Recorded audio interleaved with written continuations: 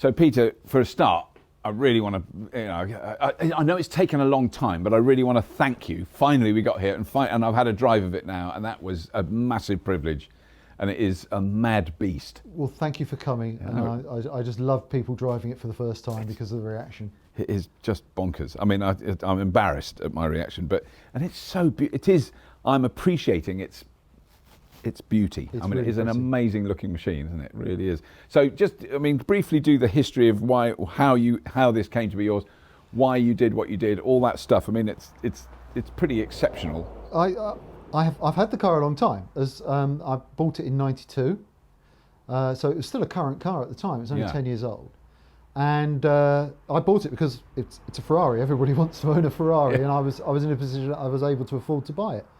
And I did it up. It was in a bit of a state when I bought it, and I've had it ever since. So 28 years odd now, nearly 29 years.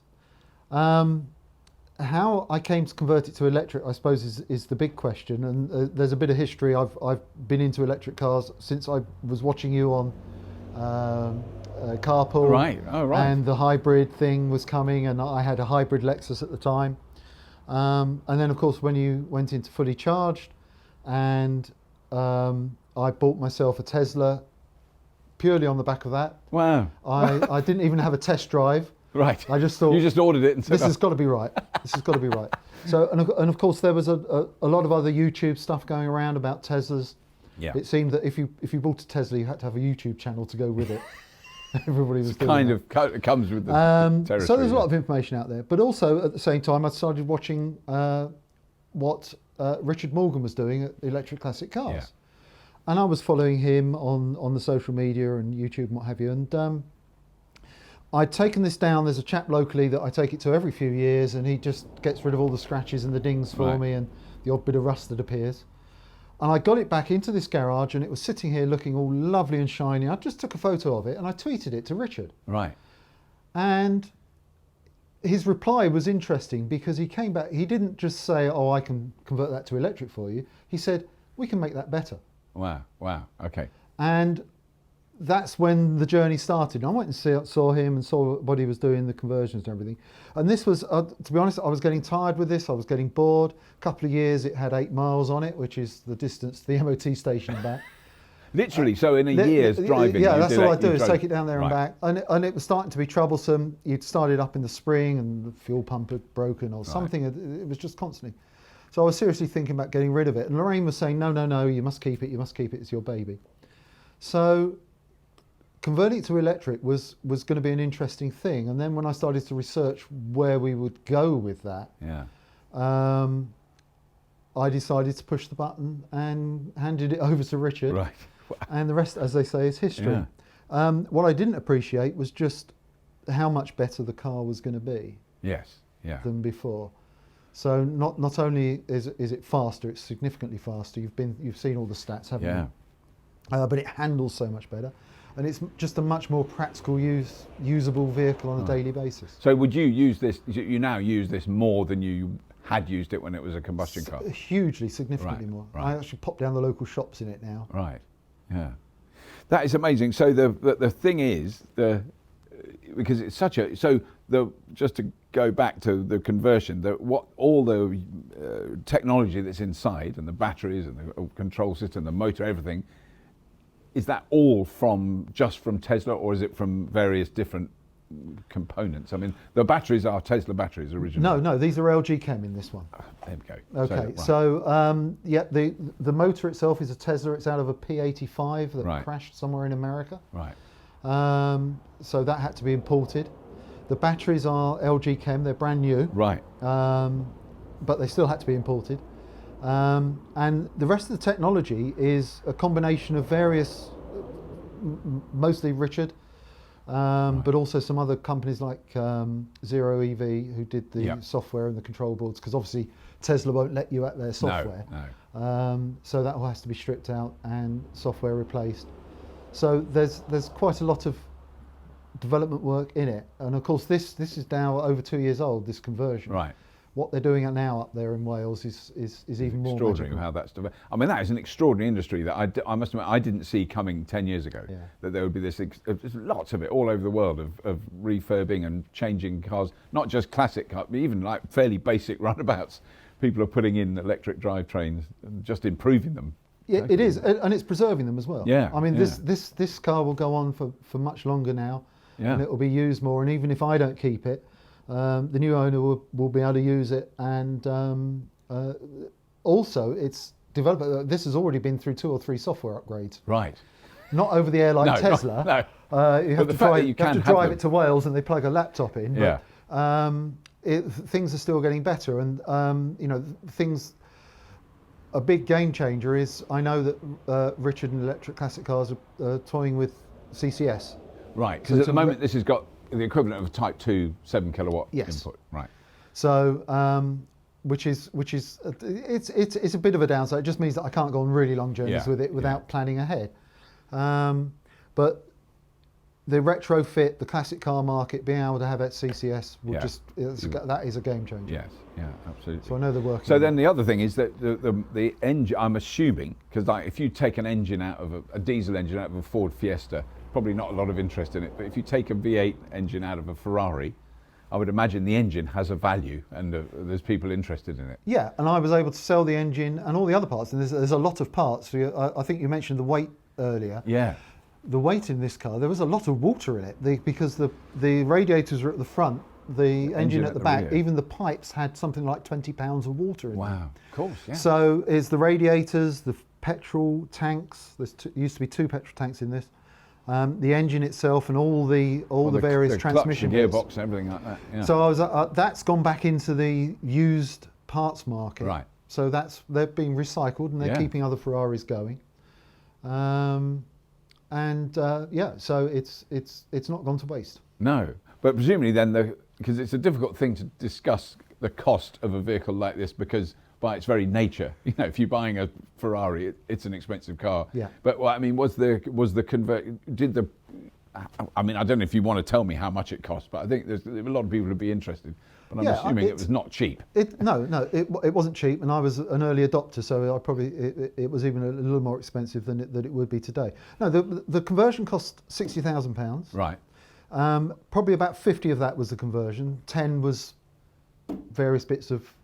While it was in bits, we attended to some rust and various other bits. Upgraded the suspension and various other things.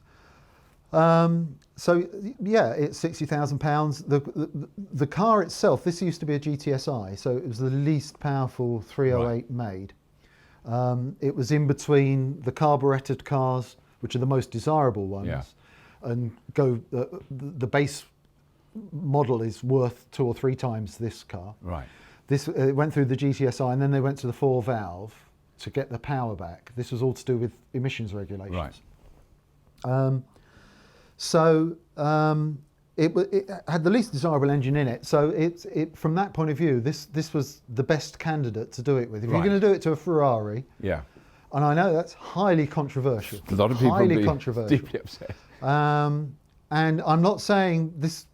Everybody should do it to all their cars. Not at all. You know, there are many special classic cars out there, rare classics and stuff like that. No, you shouldn't do it to that. But this isn't a rare classic. Right.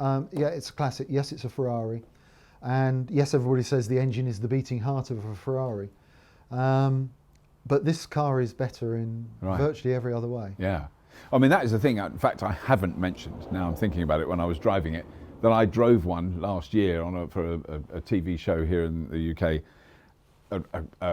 a combustion engine one, and it was not as much fun as this, and much harder to drive. Yeah. And it was also, I think it probably wasn't as well looked after as some Ferraris. So the clutch was awful, the gearbox was a nightmare. No, they're all like that. Are they all like that? All right, and it was really noisy, and it was not very fast. You know, you expect it's a Ferrari, you expect it to be fast. I think it's once you've got used to an electric car, I only once did I sort of floor it and try and go through the gears quickly, and that wasn't that impressive. And I felt bad then, because I was thinking, I'm damaging it. You know, I was worried about it. Whereas this thing it's just a wild beast.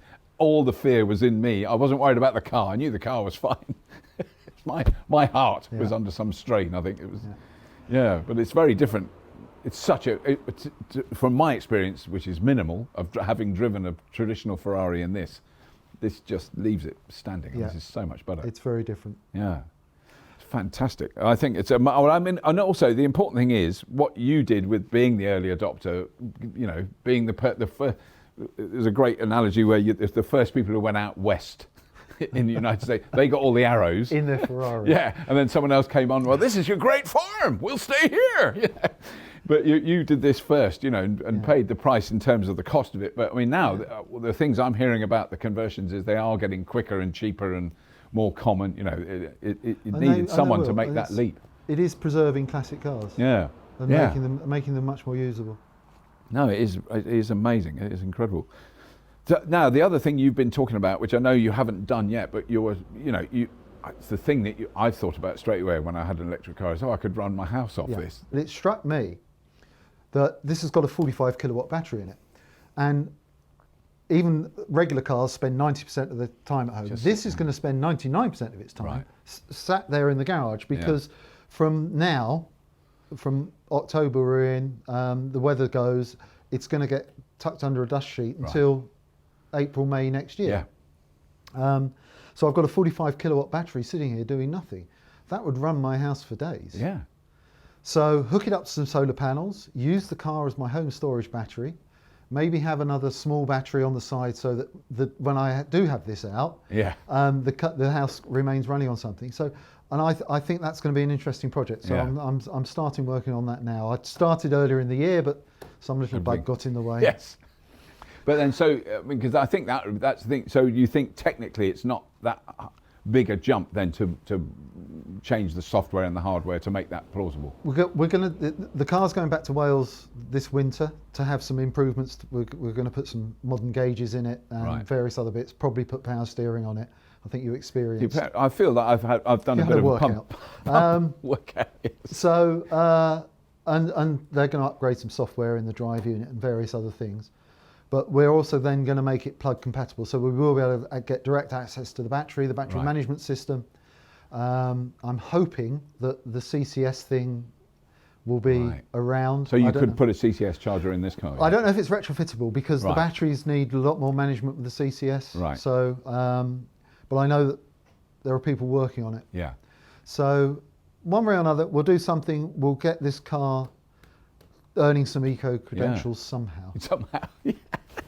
I think it's doing pretty well already. I mean, it's an extraordinary. Well, Peter, thank you so much for being so patient with us, for waiting, because I know I first saw this car. Well, I think I first saw it and it still had its combustion engine. Yes, that was fully charged live the a couple of years first ago. Fully charged live. Yeah, that's extraordinary, isn't it? So it's so brilliant to finally have caught up with it. It literally left that show and went to Wales. Is that when it went? That's when it went to have it done, right? Wow, wow.